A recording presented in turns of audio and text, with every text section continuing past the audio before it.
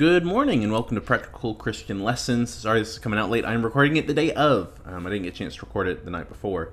And today I was planning on just doing a reading of the 25 articles, but if the title doesn't clearly show here on Practical Christian Lessons, we are going to be talking about something else today. And I'm Joshua Pearsall. For anyone who is new here, we are talking about the visible and the invisible church. And this is something where some Eastern Orthodox and Roman Catholics are completely fine with and they agree with. And then you get some who will deny this and say that, no, we are the one true church. We are the only church. And though they are clearly wrong, I think scripturally, I think historically, and the fact that many in their own traditions in our time agree that there is in fact a distinction, and that just because someone's a Protestant in any of the Protestant traditions, whether that's Methodist or Anglican, whatever, that they can still be within the church, or whether they're an ecclesialist like the Roman Catholics or the Eastern Orthodox or the Oriental Orthodox or one of the various other Orthodox churches, that doesn't mean that they're not part of the universal church in the body of Christ. And I think the fact that they disagree on this should be a big pointer to them realizing that we are right and have been right, and people are finally catching up to this, and there's some reform, whether or not they want to admit that title, going on. And I'm just going to address what I would say are some scriptural points to this on how, right, the church is the continuation of Israel. So we need to look at what Israel was in the scriptures to see how that defines what made up the institution of the church, the visible church, if you will. And I think that's super important to discuss. Not, of course, dismissing early church history and our church fathers who built the doctrines and the foundations and gave us the terms on which we stand on today and have passed on the scriptures that we now have, that we understand, that we can have, that we can read the Word of God. But I think they would agree with what I'm going to be putting forth here. Otherwise, I wouldn't be putting it forth. And I think their answer would be the same answer I have, is we need to go and see what Scripture says on this before anything else.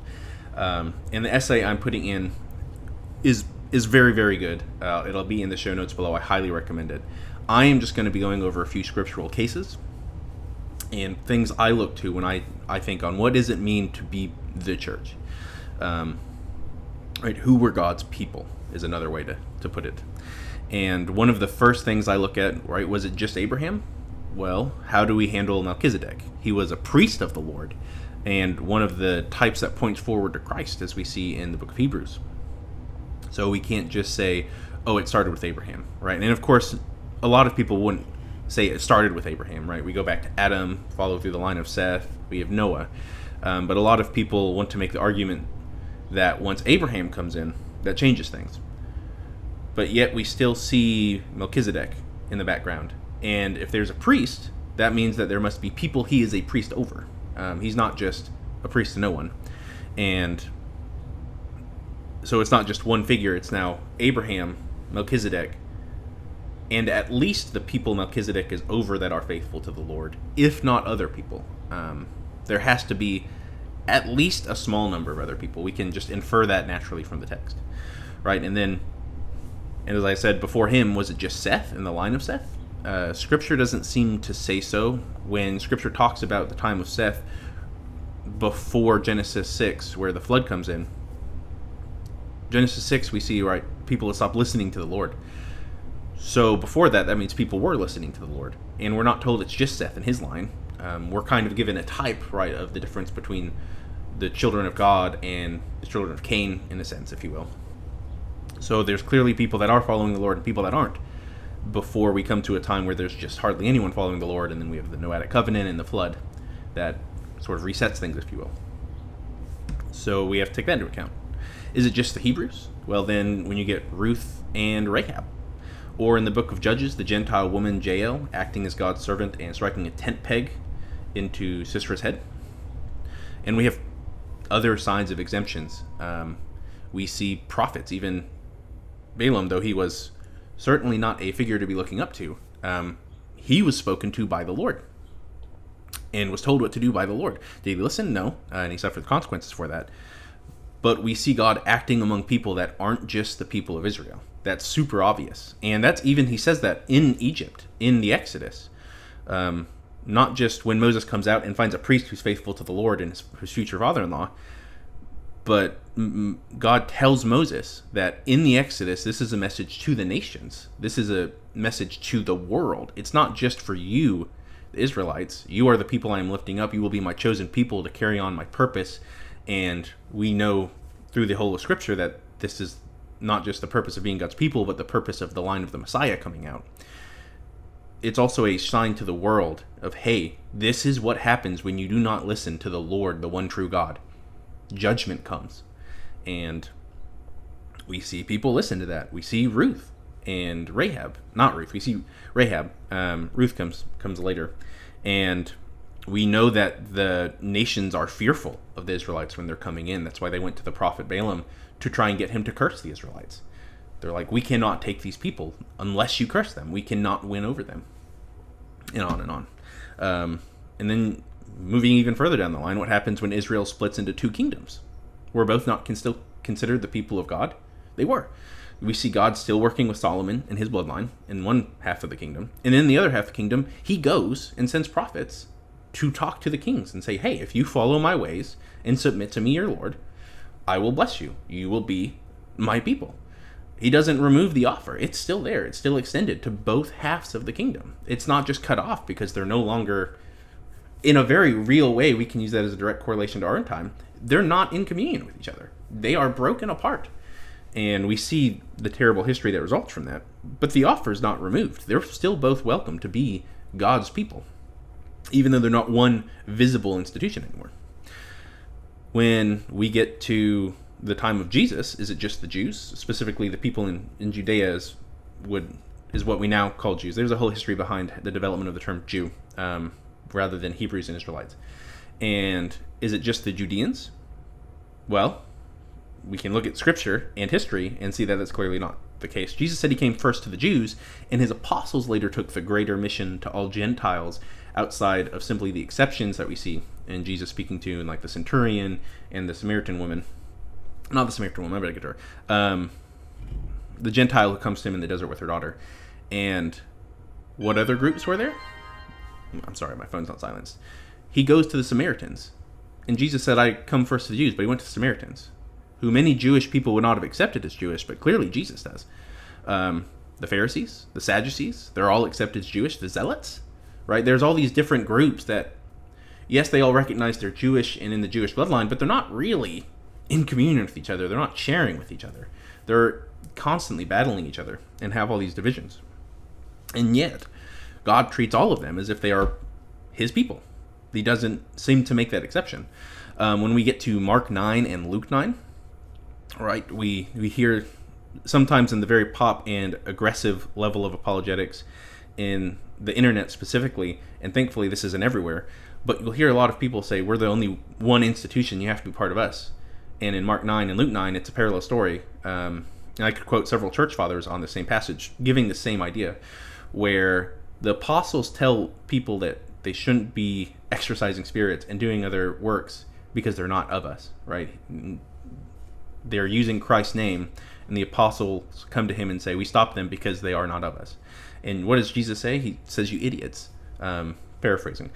But he says, those who are not against us are for us. They are of us. They are with us. They are working with us. They are part of the kingdom. They are doing the work of the kingdom.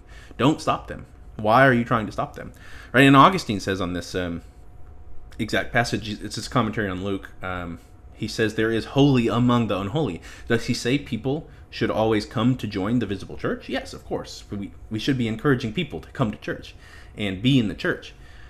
But we also need to acknowledge, just because someone's a Lutheran or an Anglican or a Roman Catholic or an Eastern Orthodox, that doesn't mean that they're not part of the universal church.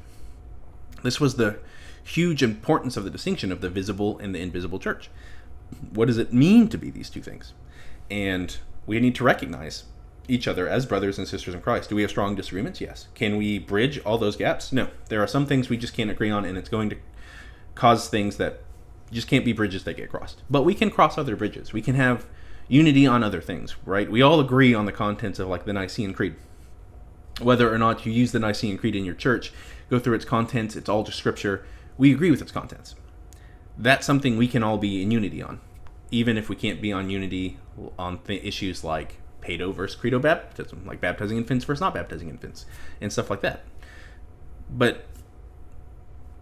And yes, those are big issues, but we cannot let those issues bring us to a point where we're denying the validity of our other brothers and sisters, where we see God working among people, where we see God striving and bringing fruit among his people. And even in Romans, Paul makes the clear case that though some who were outside of the body of Israel, they followed God more faithfully with what light had been given to them than many of the Jews and their ancestors had. He's making the case that, yes, there are Gentiles who are striving after God. We see that with Cornelius, who is not Jewish. He's not part of the Jewish people, and he's likely one of the God-fearers. This is Gentiles who would visit synagogues, be patrons, who were interested in the Lord and following after the Lord, but didn't want to convert to Judaism for various reasons. And Cornelius, before Peter lays hands on him, before he baptizes him, the Holy Spirit is upon him. He's in the body of Christ. That is made crystal clear, and that's why Peter baptized him. He says, "Who am I to withhold the waters of baptism?" And we see in Acts 10:34 through 35, Peter's own words, right? God is not partial. He's among those who fear him, among the nations. He's not restricting himself in this way like we want to restrict him. Not we. Some people want to restrict him in our time and have historically. And I think this is just super important to understand. And part of this is for people who don't know. I work in a ministry called Striving Side by Side, and we work with what we call ecclesial anxiety. And that's when people hear this claim that there is only one true church, and if you're not part of it, you're not part of the church. Our entire ministry is helping people work through that claim to deal with the anxiety that comes from that. Because when people think they're outside of salvation, it can destroy them and tear them apart, and it's brutal and terrible, and I've seen it, and I hate it with so much of me. That's why I'm so passionate about assurance of salvation, which has come up a lot in our channel, and assurance of forgiveness, on knowing that you can be within the body of Christ. It's because I've seen how damaging this can be. This one simple claim where the people spouting it from their own traditions aren't even in agreement on it anymore. And that should be a big indicator to us. The scriptures should be the biggest indicator to us. And I think looking at church history also shows a big indicator of this. Right, one of Origen's defenses in Contra Celsus, Celsus was a pagan who was critiquing Christianity. One of his defenses when Celsus, can't remember his name off the top of my head, said that Christianity is different and has these different groups, there's so much diversity. Origen said, yes, you may critique that, but that is one of our strengths, that is one of our benefits, that is one of the good things about us. We are unified in the face of these differences. And is the modern church unified in the face of differences? In some cases, but we are certainly not as unified as the early church was in the face of these differences. And that is certainly to our detriment. That is a failure of the modern church. But we can also recognize that we can strive to return to this unity, that our differences are good things, that we should look at why we have these differences, what are the roots of these differences, what can we come together on, what is something that cannot just be looked over, and find the bridges where they can be built and acknowledge where they can't be built and work in the reality we have.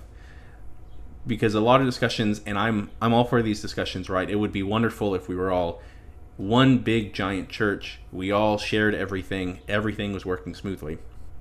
But that's not just how reality works. We're all people. We all sin.